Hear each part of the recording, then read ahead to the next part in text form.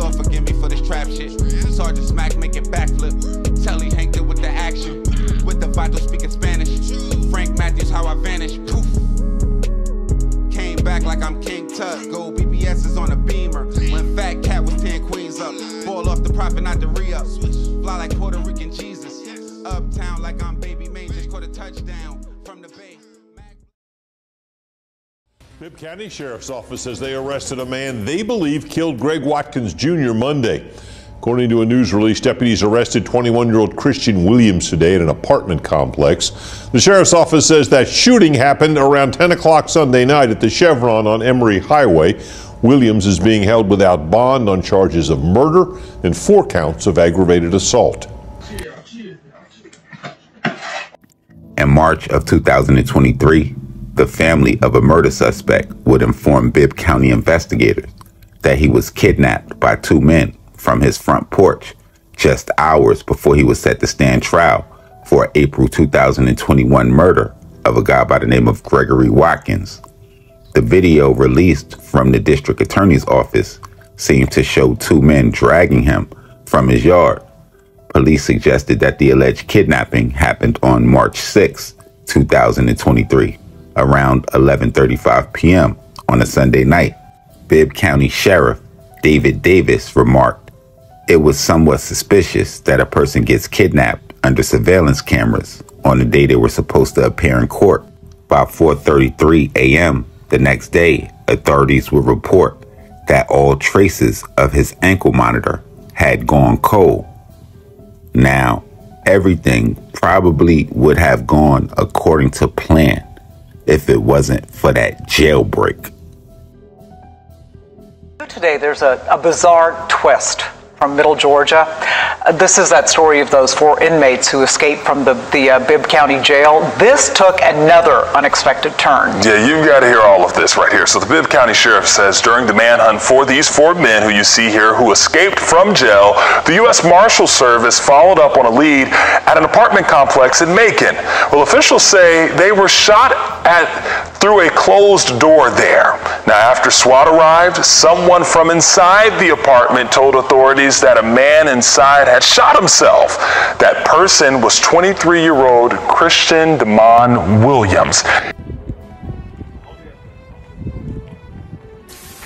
We're right now investigating this, trying to piece together what all happened to cause this escape to take place last night. We do know that around 6 o'clock this morning that a break in the fence was found in the perimeter of the LEC jail facility.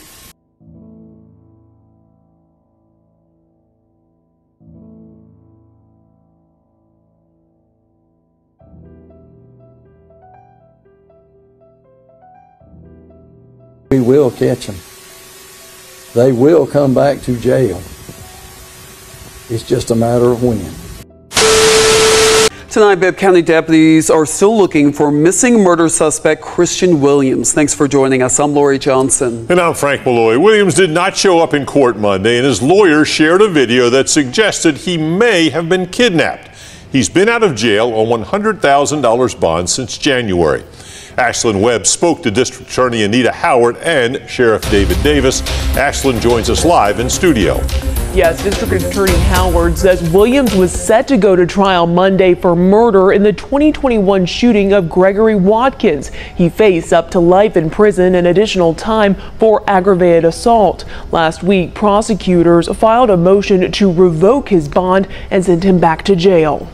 It is sort of suspicious that a person gets kidnapped under surveillance cameras on the day that they were supposed to appear in court. That happened around 11:35 Sunday night, but the DA says according to Anytime Bail, which is supposed to track his ankle monitor, there were some indications that the monitor was tampered with before the kidnapping allegations. By 4:33 a.m. Monday, there's no trace of the monitor. So we don't know if the monitor is still on his body or either he's taken it off and destroyed it. How hard is it to break off an ankle monitor?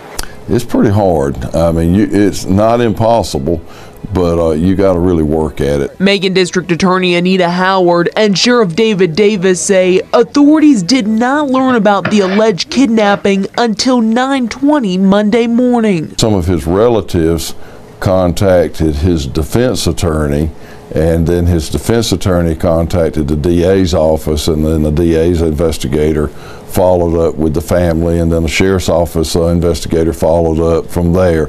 So at no time did the monitoring company ever call us. Raising even more red flags for authorities, the DA's office filed a motion last week to revoke his bond Monday. The district attorney received a report from Anytime Bail that showed Williams violated his house arrest. If you read this monitoring report, I would say there were countless indications that he probably was not doing as he should have been. Do you believe this was staged? It's still under investigation, and so I want to make sure that we make an informed decision.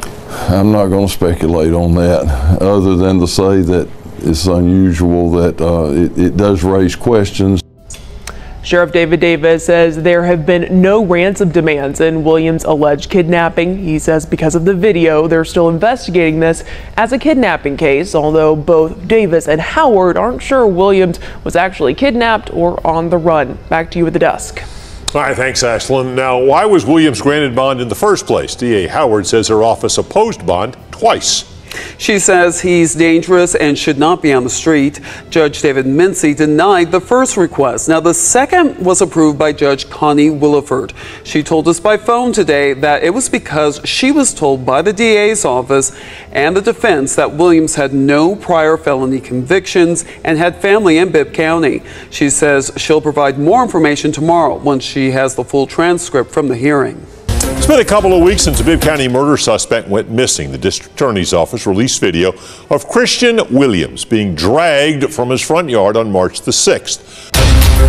It's been 3 months since a Macon murder suspect vanished. Christian Williams' family tells Bibb investigators he was kidnapped by two men from his front porch hours before he was set to stand trial for the 2021 April murder of Gregory Watkins. So where is the Bibb County Sheriff's Office in the investigation? Ashlyn Webb spoke to the sheriff today, and she joins us in studio with more. Good evening, Lori. Yes, Sheriff David Davis says he and his investigators have hit a dead end. They have followed every lead and still have no real answers or much evidence. It's just this surveillance camera footage from Williams' home capturing the moments two men dragged the murder suspect out of his front yard.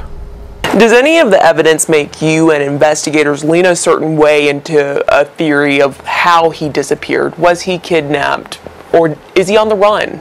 Well, you know, you have to take things at face value. You see a video of someone seemingly taken against their will, and so you take that and you investigate that as far as it goes. And Sheriff Davis says they've done just that, a full, thorough investigation.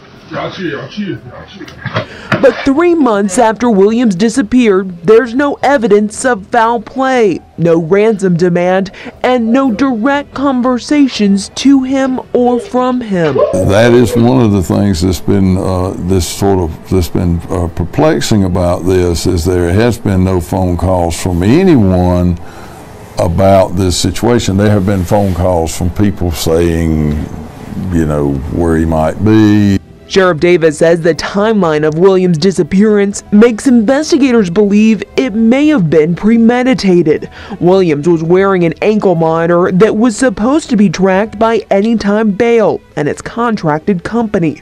Sheriff Davis says the company did not notify public officials that the battery on Williams' monitor was dead. The company also didn't notify Williams to charge it. He says it's up to murder suspects to charge their ankle monitors and attached phones. So you let the battery run down, and then all of a sudden the person is kidnapped. It seems like this thing has been thought out. The sheriff says at this point, Christian Williams could be anywhere, here in Macon or out of the country.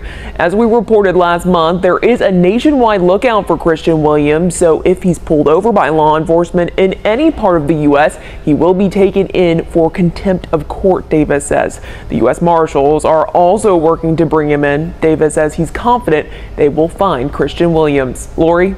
Thank you, Ashlyn. If you have any information on Williams' whereabouts, you're asked to contact Macon Regional Crime Stoppers at 1-877-68-CRIME. As we come on the air tonight, we have a big development in the search for 4 escaped inmates from the Bibb County Jail. Good evening at 5 o'clock. I'm Frederick Price. Frank and Lori are off this evening. We've been reporting today of a person of interest who shot himself as U.S. Marshals tried to question him in the case. And this afternoon, the sheriff's office telling us that man is Christian Williams, a murder suspect missing for more than 7 months. Back in March, his family reported 2 men kidnapped Williams just hours before he was set to stand trial for a 2021 murder. Sheriff David Davis and others are skeptical about that. And tonight, Sergeant Linda Howard confirms Williams is the man who fired shots at Marshals arriving to question him. Sheriff Davis says they've received many tips from the public, and one of them led to the Pines on Vineville apartment complex just after 7 this morning. According to Davis, someone inside shot through the door as Marshals approached Unit 6. When the SWAT team showed up, another person let them inside the apartment. Davis says she led them to Williams, who had shot himself.